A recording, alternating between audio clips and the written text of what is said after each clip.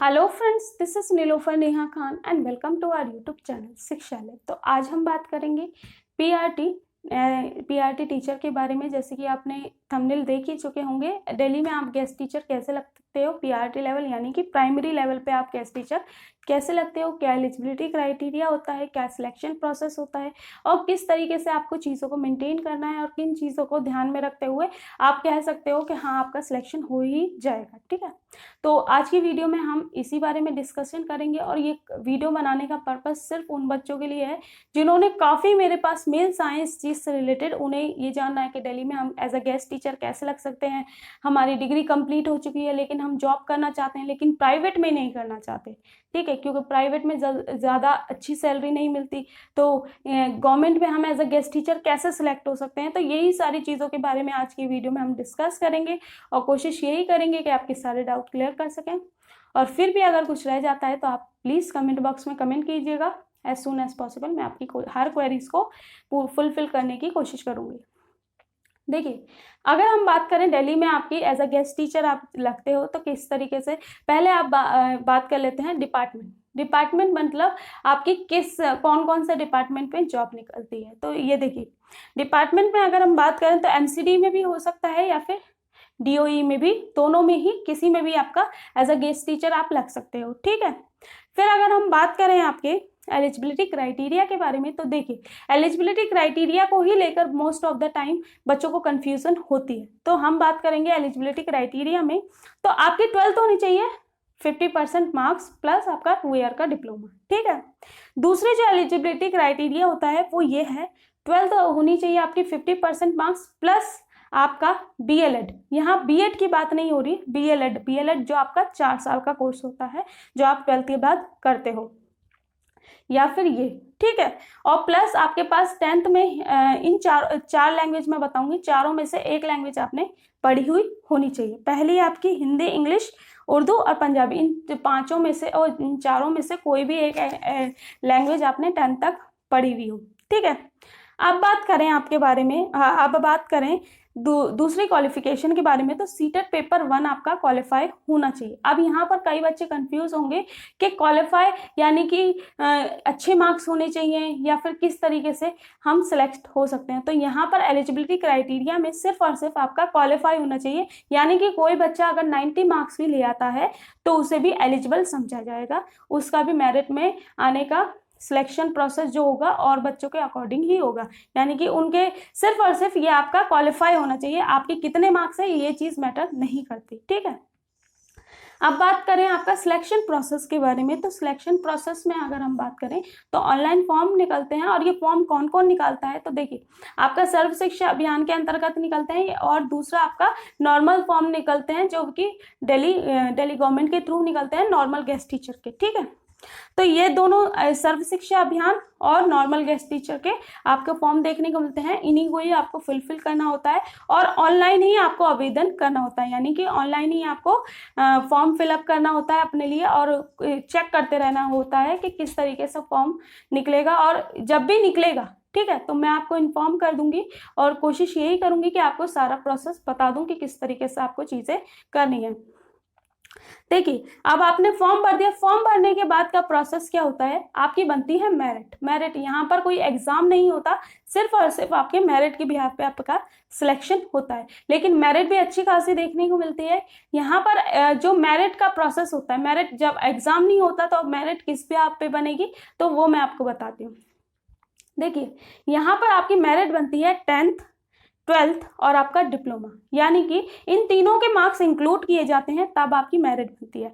अब ये इन तीनों के मार्क्स किस तरीके से इंक्लूड किए जाते हैं, देखिए तीनों ही सेक्शन को आपको 10-10 मार्क्स का आपको दे दिया जाता है। जैसे कि 10th आपकी 10 मार्क्स की हो गई, 12th आपकी 10 मार्क्स की हो गई और डिप्लोमा आपका 10 मार्क्स का हो गया। तो ये सारे 10-10 मार्क्स की, यानी कि 30 मार्क्स में से आपकी मेरिट बनती है। ठीक है, 30 मार्क्स में से आप कैसे बनेगी, जैसे किसी बच्चे के 10th में 92 है मार्क्स, ठीक है, 92% है। ठीक है, तो 92% है तो उसका जो 10th में से मार्क्स लगेंगे 9.2 लगेगा। ठीक है, ऐसे ही 12th में अगर किसी के 90 है तो वो उसका 9 पॉइंट लगेगा। ऐसे ही डिप्लोमा में अगर किसी बच्चे के 80% है तो उसका 8 लगेगा। ठीक है, तो इस तरीके से आपके मेरिट बनती है। और जैसे कि आप जानते ही हो कि कट ऑफ आपकी सर्व शिक्षा अभियान में अच्छी खासी देखने को मिलती है। यही नॉर्मल टीचर की अगर नॉर्मल गेस्ट टीचर की अगर हम बात करें तो वहां पर आपको एज कंपैरिजन टू सर्व शिक्षा अभियान थोड़ी कम देखने को मिलती है, लेकिन वहां भी ठीक ठाक देखने को मिलती है। तो आपको पता चल गया कि सिलेक्शन प्रोसेस में किस किस चीज के मार्क्स लगते हैं और किस किस तरीके से उसे इंक्लूड किया जाता है। ठीक है, अब बात करें आपके, तो देखिए जैसे कि अब यहाँ पर बच्चे कंफ्यूज होंगे। देखिए जैसे कि 30 मार्क्स में से आपकी मेरिट बनी, तो जैसे किसी बच्चे के 10th में भी 90% लाया है, 12th में भी 90% लाया है और ग्रेजुएशन में वो अपना 80% ग्रेजुएशन कह रही हूँ, डिप्लोमा में अपने 80% ले आया है, तो 9 9 18। ठीक है, फिर आपके 27 मार्क्स उसके हो गए। ठीक है, तो 26 मार्क्स आपके हो गए, तो 26 मार्क्स आपके हो गए यहाँ पर। तो मेरिट उसी हिसाब से बनेगी कि जो आपकी क्वालिफिकेशन पहले की रही है उसके बिहाफ पे आपकी मेरिट बनती है। ठीक है, तो जहां तक मुझे लगता है कि 25 से जो ऊपर होते हैं उनका तो सिलेक्शन प्रोसेस बहुत जल्दी होता है, लेकिन जैसे कि मैं आपको बता रही हूँ काफी अच्छा खासा लेवल देखने को मिलता है मेरिट का, क्योंकि ज्यादा वैकेंसीज नहीं निकलती लेकिन बच्चे काफी अप्लाई करते हैं, तो इस चीज का भी ध्यान रखिएगा। ठीक है, अब बात कर लेते हैं आपके सैलरी के बारे में। जैसे कि आप सभी जानते हो सैलरी सबसे ज्यादा इंपॉर्टेंट पॉइंट होता है, क्योंकि टीचर तो हम बन ही जाते हैं, टीचर तो हम प्राइवेट में भी बन जाएंगे, लेकिन वहां पर हमें इतनी अच्छी खासी सैलरी नहीं देखने को मिलती ना, और प्राइवेट वाले जल्दी से अच्छी सैलरी देते भी नहीं है। ठीक है, तो ये एक अच्छी अपॉर्चुनिटी होती है कि आप एक अच्छी सैलरी पे और एक अच्छा एक्सपीरियंस गेन कर सकते हो। तो यहाँ पर आपको सर्व शिक्षा अभियान के अंतर्गत आपको एक फिक्स सैलरी मिलती है,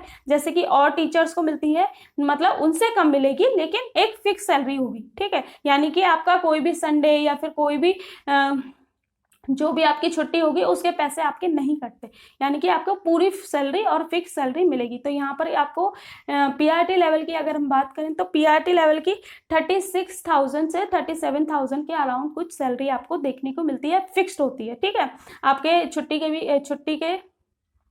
छुट्टियों के भी पैसे नहीं कटते। जैसे कि नॉर्मल जो वैकेंसी निकलती है, नॉर्मल जो गेस्ट टीचर की वैकेंसी निकलती है उसमें आपका पर डे का हिसाब होता है, यानी कि 1200 आपको पर डे मिलते हैं। ठीक है, यानी कि जो भी आप वर्किंग डेज जो होंगे सिर्फ आपको उन्हीं की ही पेमेंट मिलेगी। अगर आप कुछ छुट्टी करते हो या फिर कोई संडे है या फिर कोई फेस्टिवल है तो उसकी आपको पेमेंट नहीं मिलती। यहाँ पर सिर्फ और सिर्फ आपको पेमेंट कौन सी मिलती है, जो आप वर्किंग डेज की आपकी होती है। ठीक है, तो यहाँ पर एक फिक्स सैलरी तो नहीं होती, लेकिन आपको 1200 आपको पर डे देखने को मिलता है।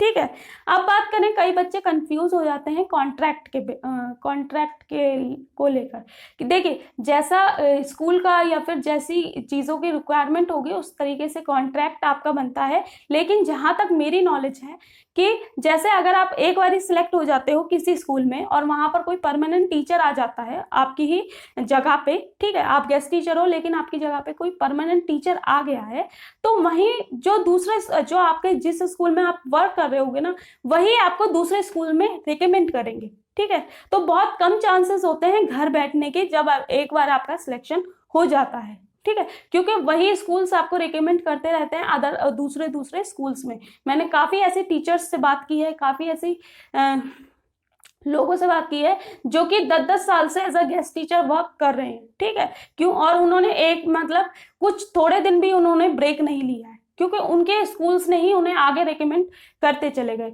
तो यहाँ पर बहुत अच्छा एक अपॉर्चुनिटी है, जो कि बच्चे अगर नहीं तैयारी कर सकते तो वो कोशिश करें कि आपका इसमें सिलेक्शन प्रोसेस इसमें हो जाए हैं, और अगर फॉर्म निकलते हैं तो मैं आपको इन्फॉर्म कर दूंगी। और ये सिर्फ और सिर्फ इसलिए है कि आप चीज़ों को लेकर कंफ्यूज होते हो और चीज़ों को लेकर परेशान होते हो, तो थोड़ा सा रिलैक्स माइंड रहा करें, क्योंकि चीज़ें होती रहेंगी। ठीक है, हमारा दिमाग शांत रहना ज़रूरी है। ठीक है, तो यहाँ ये वीडियो हमारी ख़त्म होती है। अगर वीडियो अच्छी लगी हो तो प्लीज़ लाइक एंड शेयर करें और चैनल को सब्सक्राइब भी करें, क्योंकि ऐसी ही यूज़फुल इन्फॉर्मेशन और ऐसी ही यूज़फुल वीडियोज़ मैं आपके लिए लाती रहती हूँ। Thank you for watching my video.